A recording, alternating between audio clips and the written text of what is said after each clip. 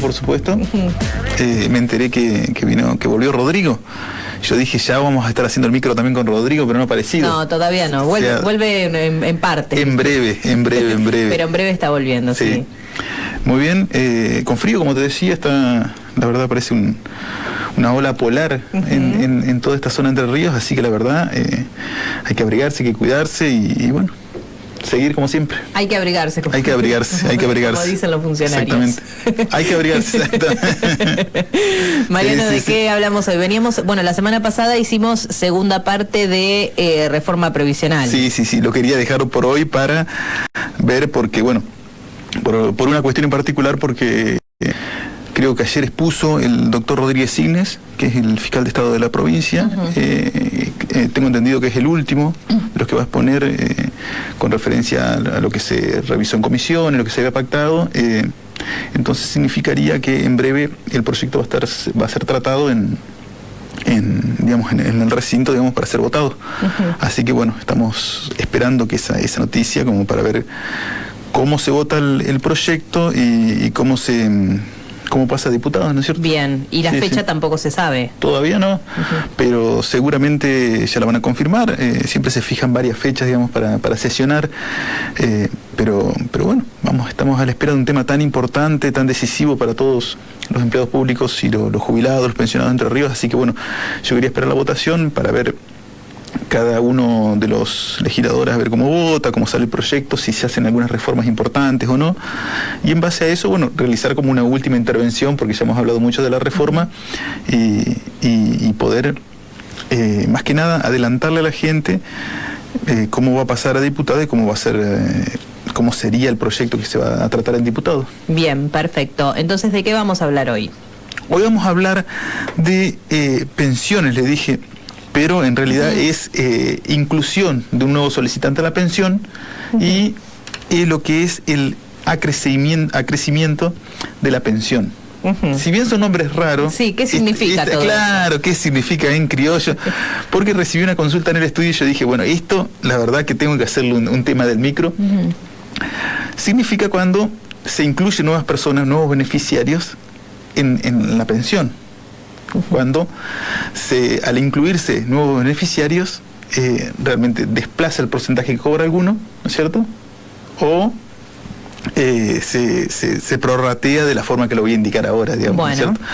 Pero es básicamente porque al recibir la consulta en el estudio, la verdad que la persona que me consultó, que era una beneficiaria de una pensión, ¿no es cierto?, una viuda, realmente me llamó mucho la atención por el desconocimiento que hay de este tema, que es un tema muy sencillo de explicarlo todo, ahora lo voy a pasar bien en blanco, pero más que nada también porque la gente anda muy perdido, que confunde lo que es la sucesión de por sí, los derechos sucesorios, con los derechos de inclusión y de crecimiento en la pensión. Bien. Entonces, si bien son temas relacionados, no tienen que ver, Bien, antes de que arranques, sí. ¿Pensión, te referís a algo puntual, pensión o pensiones en general? Pensiones en general.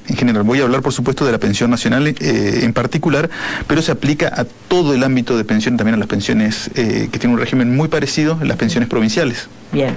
Bueno. Entonces, es un tema, yo lo voy a pasar a criollo porque me encanta, siempre trato de hablarlo así, también pido que la gente se comunique, nos mande, Nicole te manda un mensajito, le mande un mensajito a la radio, que tengan activas sus preguntas, porque es un tema que ya es un tema de siempre, pero que la gente se confunde mucho. Entonces, la inclusión de un nuevo solicitante cuando hay una pensión se da cuando una persona que no es el beneficiario directo, ¿no es cierto?, de la pensión, se incluye para el cobro. ¿Yo por qué indico esto? Porque en la inclusión, una persona que tiene derecho a cobrar también la pensión, se ingresa a ese expediente que se otorgó la pensión, ¿no es cierto?, en el ANSES, y solicita la reapertura para acreditar su derecho. ¿Qué significa eso? No nos olvidemos que derecho a la pensión tiene, por supuesto, la esposa, la viuda, la persona, el cónyuge, perdón, lo voy a hablar correctamente. Bien. El cónyuge, el conviviente, los hijos menores, 18 años, y en algunos casos cuando estén estudiando hasta los 25, y los hijos con discapacidad sin límite de edad. Bien. Esos son todos los beneficiarios a la pensión. ¿Qué significa esto? Que si hay una persona que realizó el trámite solo, digamos, para cobrar la pensión, el 100% de la pensión, puede haber otras personas con derecho que no hayan estado incluidos o no hayan estado denunciados, se llama, en el expediente.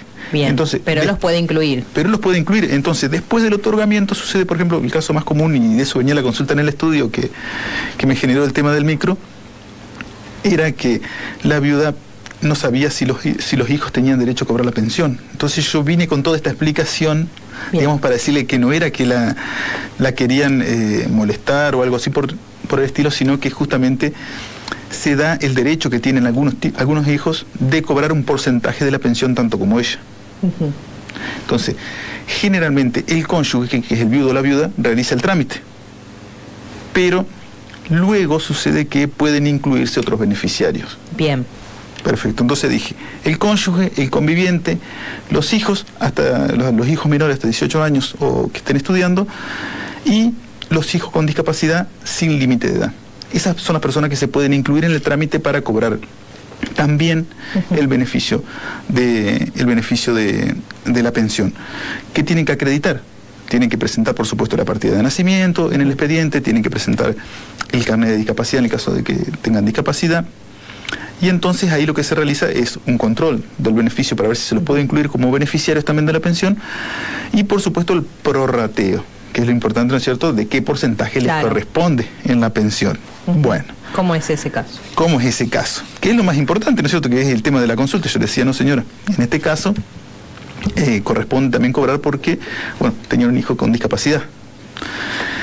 En el caso de la pensión, en el caso que lo cobre la viuda, cobra el 100% de la pensión, que es alrededor, por decir así, en la pensión nacional, de un 70% de lo que cobraba el jubilado. Uh-huh. Bueno, en el caso de que concurra el cónyuge con un hijo con derecho, ¿no es cierto?, el 50% o más es para el cónyuge, y después el porcentaje, el resto del porcentaje de la pensión es para el hijo con derecho, el hijo menor o el hijo con discapacidad sin límite de edad. Uh-huh.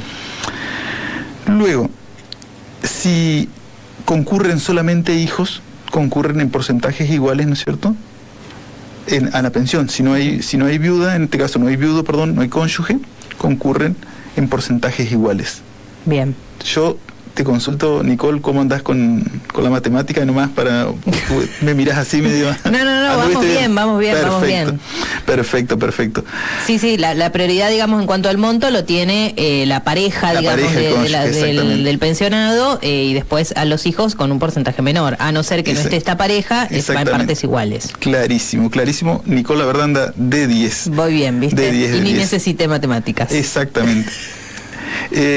Lo importante es que en el caso de existir el cónyuge o el conviviente, ¿no es cierto?, no es que se ve totalmente desplazado, uh-huh, sino que comparte el derecho a pensión con los hijos menores o con los hijos con discapacidad. En ese caso, digamos, se realiza una inclusión, que es el trámite, ¿no es cierto?, que se realiza en el beneficio, sí, y el eventual prorrateo de la pensión, uh-huh, que es acrecimiento, se llama. Acrecimiento es el término, ahí está, que nos resultaba desconocido. Y después la pregunta, todo el estudio que vino en la consulta, uh-huh, es que ¿qué sucede cuando se modifican las circunstancias que dieron lugar a la intervención de la persona que se incluyó? Porque, por supuesto, sí, el hijo menor cobra hasta los 18 años. Uh-huh. O sea, hasta que se dan las circunstancias que justifican el cobro, se produce la modificación de la pensión, ¿no es cierto?, del cobro, sí, de la pensión.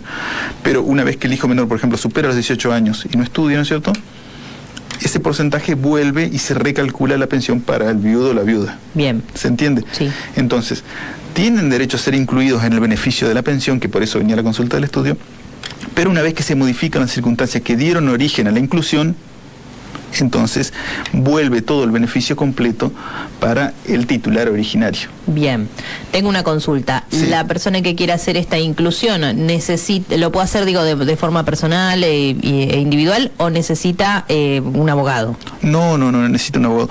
Todos estos trámites en el ANSES son absolutamente gratuitos. Siempre nos piden, por supuesto, asesoría, siempre nos piden intervención a todos los abogados que hacemos este tipo de trámites, pero es totalmente gratuito.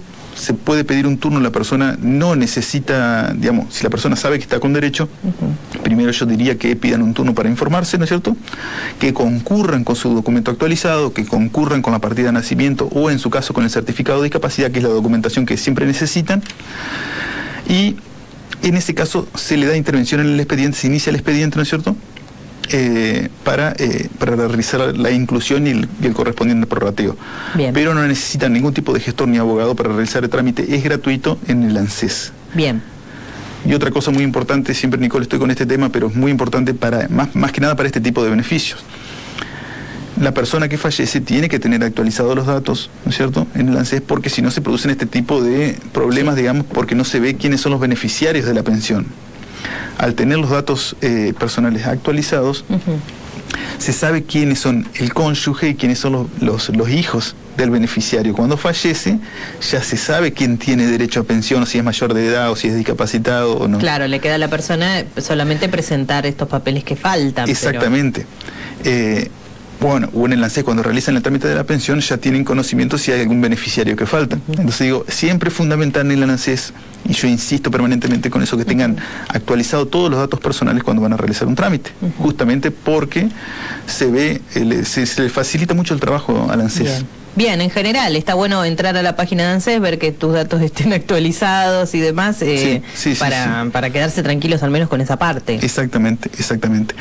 Pero tuve esa consulta en el estudio, era un tema que quería tratar porque genera mucha confusión, genera por ahí mucho resquemor, porque confunden que se tenga derecho con que le quiere quitar o no una parte del beneficio. En realidad, se da una situación de concurrencia del beneficio de varios beneficiarios. Claro, te corresponde por ley.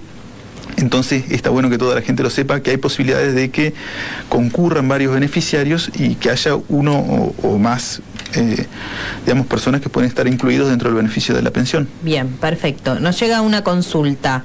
Dice, buen día, cuando el esposo fallece, ¿cuánto cobra la viuda? ¿Es un 70% nomás eso de la jubilación de su marido?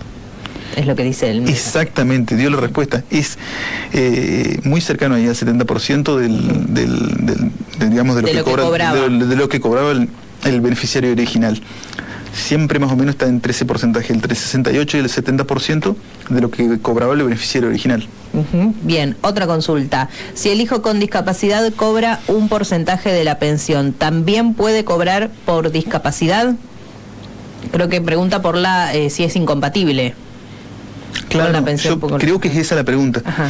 Pero sí, a él le corresponde el beneficio en el caso de la asignación por discapacidad, es independiente del tema del beneficio. Bien. O sea que no hay incompatibilidad en el tema del cobro de la asignación por hijo con discapacidad y del cobro de un beneficio de este tipo, digamos. Bien, perfecto. Como decimos siempre, ante cualquier duda pueden consultar al estudio de confianza. A su estudio de confianza. Hay muchos abogados muy preparados en materia previsional. Consulten a quien ustedes tengan confianza. No se olviden que el abogado es como un médico. Así que en el que confían hay que ir a preguntarle. Y no se olviden también que no es obligación ir con un abogado al ANSES.